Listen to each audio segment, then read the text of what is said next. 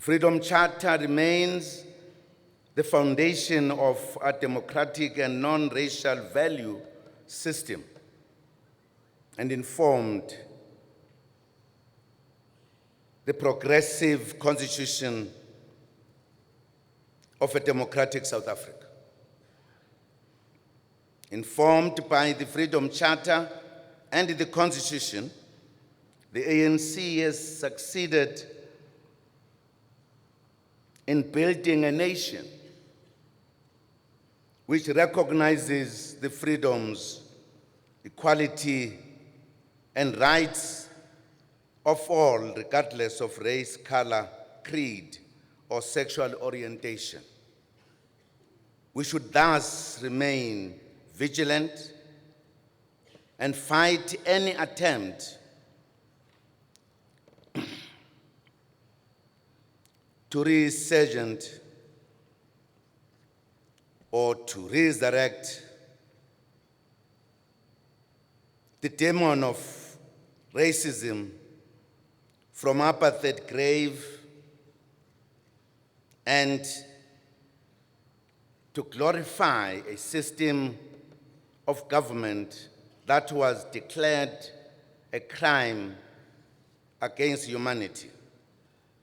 The ANC thus remains unwavering in its commitment to the vision expressed in the Freedom Charter to build a South Africa that is truly united, non-racial, non-sexist, democratic, and prosperous.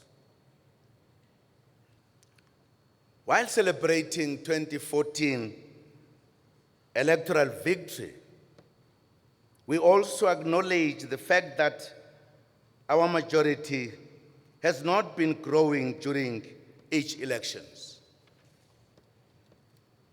Some of our traditional voters have, in recent years, become dissatisfied, and some have chosen to abstain during elections, demonstrating their displeasure while still remaining loyal to the ANC. We must not take this support and loyalty for granted,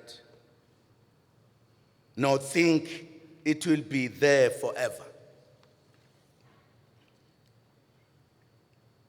The NGC needs to undertake a frank assessment of the state of the organization and identify those issues that make our traditional support base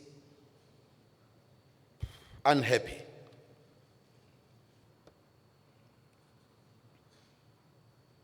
In previous ANC conferences, we have identified certain negative tendencies which undermine our credibility, that makes these voters feel unhappy.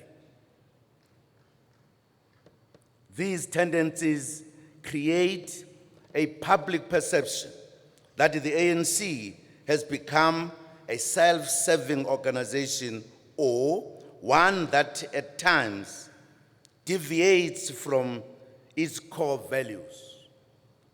The core values of our movement are unity, selflessness, sacrifice, collective leadership, humility, honesty, discipline, hard work, internal debates, constructive criticisms, self-criticism, and mutual respect.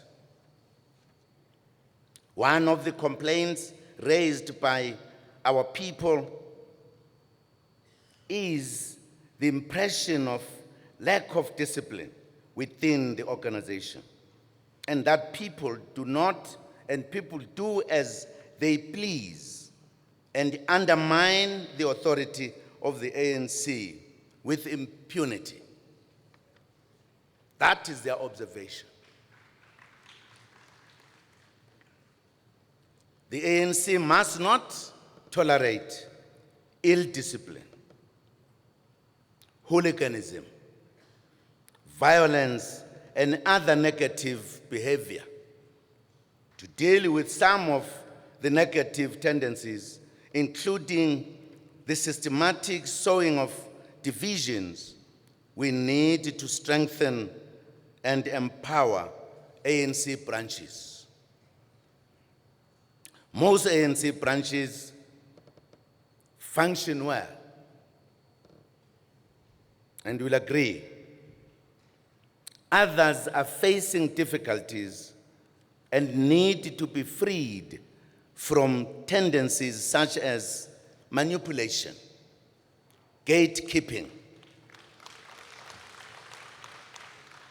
or the bulk buying of membership.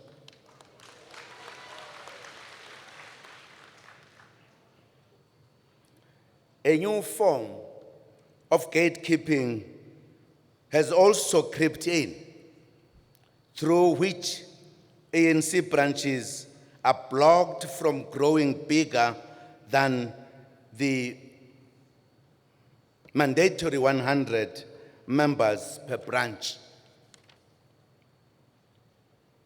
In this manner, people who want to join the ANC are unable to do so, while those who have joined find themselves being used as voting fodder or to rubber stamp decisions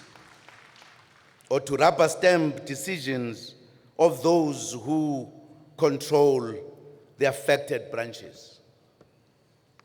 Another serious cancer that needs eradication in our movement is the existence of factions. Some of these factions are not based on ideological differences. In fact, almost all of them are not based on ideological differences. They exist because of greed and the hunger for power, which, once obtained, is abused to take control of state resources and to further business interests. The existence of factions and the other tendencies tends to intensify in periods leading up to elective conferences. It should be remembered that the ANC is a broad church with many ideological strands.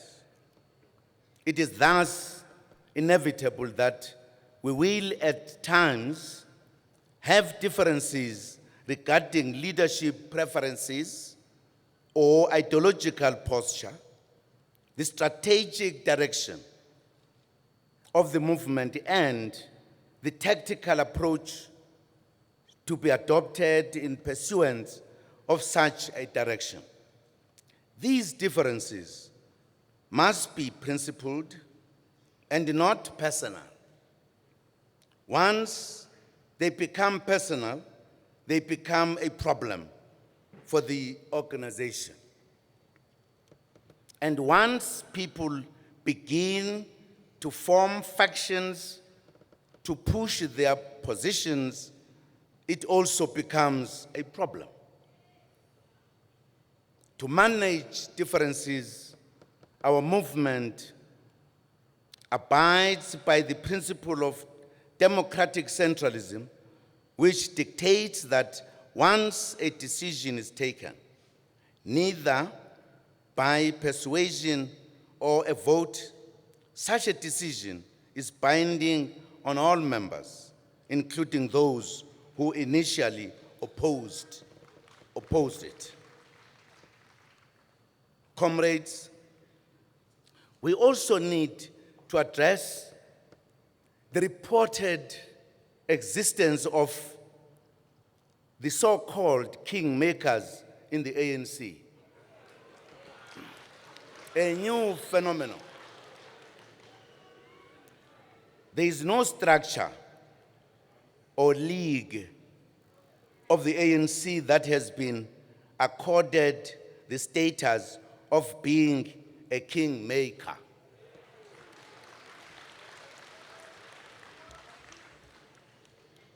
This notion undermines internal democracy and the authority and centrality of the branches of the ANC.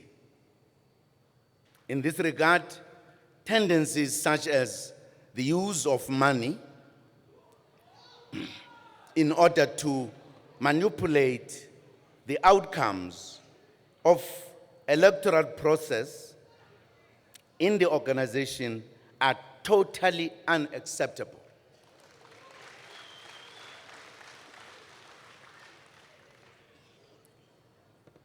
An effective weapon of dealing with the negative tendencies is for political education to be enhanced and institutionalized within the organization.